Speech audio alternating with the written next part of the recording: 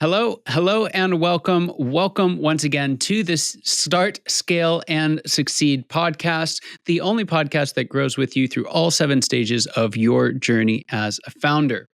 And I have been super excited about this episode. Full disclosure, I actually prepared for it a week in advance because I thought it was coming sooner. So I've had a whole week of anticipation around it. And it's a seemingly trivial issue that some of you may be like, oh, yeah, of course. But there's so much depth here and practicality. You're just going to love it. So what are we going to talk about? We're going to talk about referrals, and not just kind of any referral strategy, but a really clever one that I'm sure you're going to love. So for those of you listening, you're in maybe stage 2, startup entrepreneur, even in stage 3, and you haven't built a strong recurring mechanism for bringing in new work, particularly for those of you who are in service-based businesses or rely heavily on word of mouth advertising or referrals. This is going to be an absolute game changer for you, because with us today is the one and only Devin Sizemore, who pursues meaningful personal and professional experiences with passion. He's spent his career building and growing businesses that align with his values. Devin launched his first marketing agency right out of college and went on to create innovative consulting practices and a cat cafe, all driven by his commitment to adding value and making a positive impact. He believes in the power of connection and dedicates himself to helping others succeed by building relationships. He now focuses on fostering a community with 1 million connections where they can create lasting, transformative change. And he's here with us today. Devin, so excited to have you here.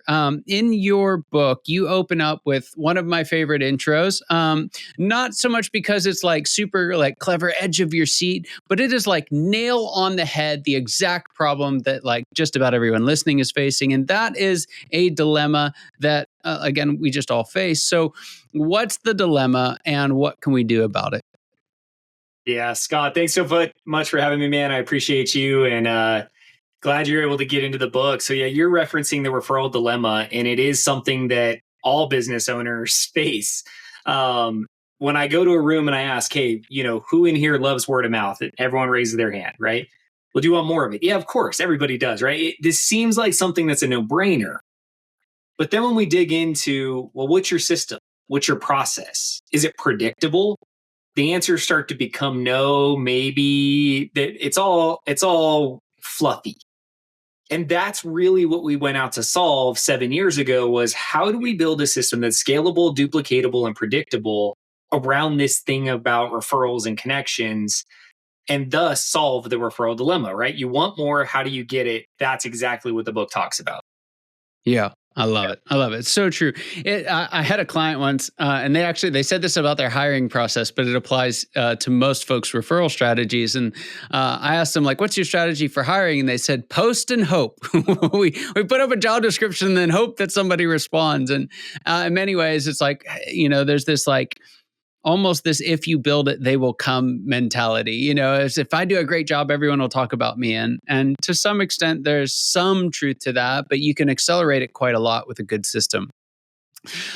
So before we get into kind of the nuts and bolts of the system, I want to take just a brief moment on why in particular you chose to focus on referrals. There's lots of business development strategies out there. Why referrals? Yeah, another good question. When I had my marketing agency, I found myself, like many of your listeners, maybe in a crowded marketplace, highly competitive, very dog eat dog, everyone just trying to compete, very scarcity mindset. And what I realized is that there had to be another way. And so I started getting on stages and doing presentations. So I went after the visibility plus credibility equals profitability strategy, and that worked. But I also want to figure out, how do we change the game with networking and network building so we can control the process in a way that's comfortable and everybody wins. And what I started to realize is that my key to success was adding value to others. And when I did that and I followed up and I did it forever, I started to get it in return. Yeah. And my calendar was full and it continued to be full. And I started to realize, wow, there's actually a system here that's predictable. And the reason why I love connections is it's edified and endorsed introductions to you. So whether you're exploring in prospects, strategic partnerships, joint ventures, affiliate marketing, looking for new employees. It doesn't matter what you're looking for. If you have a dynamite network where you've added value, anything and everything you want is inside that network when you need it. And that to me is what we've spent, a decade building, and why I believe in connection and referrals over almost, if not any other strategy. Yeah, I love that. Now, a lot of folks listening have probably heard your network is your net worth, and there's a huge advantage to people who are launching out on with an established network, but that's not the case for all founders. Maybe it's that the timing wasn't driven by them. It's like they were just kind of thrust into it, or maybe like myself, you just did not recognize the need for a big network before launching. When I launched my second business. And so they might be sitting there thinking, yeah, referrals would be great, but like I don't have a big network. How big does your network have to be able to create a strong referral strategy and leverage it? Yeah, you only need one meeting with one person to start the process. I usually end episodes here, but we'll go here. So the power of one is something I like to let people hear. You don't need a huge network. You don't need a ton of people who know, like, and trust you. You literally need to be able to book one meeting with one person. And it doesn't even matter who the person is, because when you follow the connection meeting framework and then you follow up and add value after, you start to create the process, right? When you make the 3 intros and you nurture and love on that person, you're going to get 1 or 2 intros back. That's going to start the momentum. Now, if you have 10, 20, 30, 40 people we can start the process with, great. It'll create more momentum.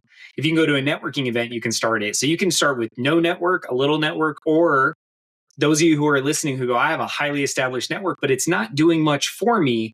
This system works for you too. Yeah. That's got to be great news to just about everyone listening. So let's roll with that then.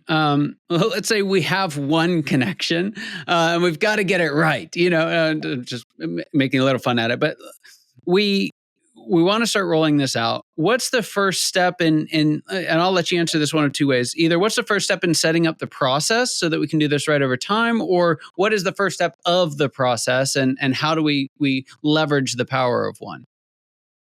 Yeah, so the first thing you have to do is change your ask. And we have to start here because this is what unlocks the potential in your network and with the connections you're going to get. And so what I mean by that is when I ask people, hey, Scott, who do you want to meet? Typically, the response is your ideal client profile. That's where most people default to. That's where marketing and sales lives. Great, makes total sense. The issue is if I tell you, Scott, this is who I want to know, and I give you my ideal client profile, you now have to go through your whole network, find those exact people, figure out if they're ready for what I offer, make an introduction where they're going to be sold. There's so many hurdles there. There's so much friction in what I just said. So if we change the ask, what we do, and this is what's explained in the connection expansion exercise, we take your ideal client, we expand it to the vendors where they seek education and 6 other buckets, and it allows us to change our ask. So you could say, hey, Devin, who do you want to connect with? I say, look, mastermind hosts are brilliant. I love connecting with mastermind hosts because we can mutually add value to each other's worlds. We can open doors for each other. We can collaborate. When I give you that ask, instantly you can go to any mastermind host or community host or event host in your network and go, hell yeah, I'll connect, Devin. No big deal. Because there's no tension of being sold. There's all opportunity for partnership. By changing our ask, it unlocks the follow-up process when we meet the one person. Because then when they say, hey, who do you want to know? We can give them an ask that's easier for them to fulfill on. Plus, when we follow up to make connections, we're going to use the same process to make sure that we're making connections for other people. So that's step 1 is you have to shift your ask and shift how you're growing your network. Right. That actually brings me, one of the things that stood out to me in the book was this idea that a strong referral system is a many-to-many relationship builder. And I think that's not how a lot of folks think about it. They think of referrals as one-to-many, like how can I get to meet more people? So what's the difference between those 2 approaches and why does it matter? Yeah, so one-to-one, if we start there, right, is like a client referring you to someone or you finding one prospect. It's just you and a person. One-to-many tends to move into the referral partner relationship as most people consider it, right? I find a referral partner who can refer me to a handful of clients, right? Great. We all like those. Where I do workshops and where people have their kind of light bulb moment is when we go to many to many. And so the idea of this would be, let's say a business CPA is a great referral partner for you. We then go back through the connection expansion exercise and we look for, where do business CPAs gather? Where do they seek education? Where do they spend money? Who has influence over them? Who do they trust? And who's a connector that has a lot of business CPAs? If we or you could find yourself in a room where you are edified, you're the authority, and you're in front of a room full of referral partners, that's a mini to many strategy. Because now, by being in that room, you're creating a room full of advocates for you and your business that you can nurture, which then have access to dozens or hundreds or thousands of clients, right? Yeah. That's the many to many strategy. So many people stop with the referral part. We go a level deeper because if we find one of those, it unlocks the future for most people's business. Yeah. Yeah, I love that. So, we've opened the door. We've had the conversation.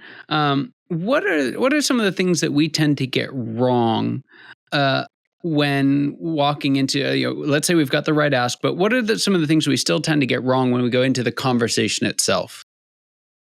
Yeah, it usually starts with the networking, the follow up, and the meeting. There's language that goes sideways in all of those moments, and it goes sideways when you start selling. And so I like to call this commission breath, right? When you show up at a networking event just trying to close people, or you follow up from a networking event and your email is very salesy or benefit feature focused, or you show up to a connection meeting where you're supposed to just meeting and build relationships, and instead you start selling or positioning awkwardly, all of those things are going to sabotage your ability to build a long-term lasting relationship and uncover all the other potential that you don't know about the person you're meeting. And so I like to share the one follow-up script because I think it highlights this. So, when I follow up from a networking event, the script is, "Hey, Scott, it was great seeing you at the chamber event yesterday. I enjoyed briefly learning about you and your business. Love to schedule a time to learn more about you and your business so I can make connections for you. Here's a link to my calendar. I look forward to connecting with you." Nothing in my follow-up messaging has to do with what I sell, who I am, or why I'm great. It has to do with the other person and the value you're bringing. That's the key. But so many people go wrong because they default to trying to sell something or position or having their ask too early in the process. Don't do that, right? Focus on the other person and watch the magic happen. Yeah. So one of the things that happens, especially early in the process, especially if we just have our one connection and we've got to get a lot out of it, there can be a pressure, right? It's like, I got to get the next, deal to drop. And so we can feel this enormous amount of pressure to say like, hey, this has to have a return on investment. I got to get something out of this. I got to land the next deal. How do you resist that temptation when you're engaging in these connection conversations? Yeah, momentum and volume always win. And so when we look at sales, right, so often we approach it with this scarcity mindset that every meeting, everything has to close a deal because there's not abundance. We have so many meetings and so much pipeline, and so do all my clients. I don't care if it turns into it because I know what will come of it is better referrals, more connections, more strategic partnerships, more opportunity. And again, if you go in only looking for the sale, what happens is you go on with your blinders on, right? You start making assumptions. And the saying about assumptions is you make an ass out of you and me, right? So when I go into a meeting assuming, I miss all the opportunity. I don't know what your spouse does, what your family does, what your brother, sister, cousin, uncle does. I don't know what your friends do, what your past businesses, what your future goals are. I know nothing about you. And if I'm only focused on qualifying you to buy something, I miss all the other opportunity where you could say, "Hey, Devin, you know what? I'm not a client, but you know what? My best friend does host an amazing mastermind. They're looking for a speaker at their next retreat. I'd love to connect you." Well, great. I'm so glad I had an open conversation where instead of just trying to chase you down this road where you were never going to spend money, you went, "You know what? I can help you. Here's how." And so, yes, I get it. You have to close deals. What you'll find is when you position better and you build meaningful relationships, people will raise their hand and ask to buy. You don't even have to sell. But it is definitely a trust the process moment and message where you need to book the meetings, you need to add the value, you need to make the connections, and you need to let momentum kick in. When momentum kicks in, I promise doors will open you can't fathom. Yeah, I love that.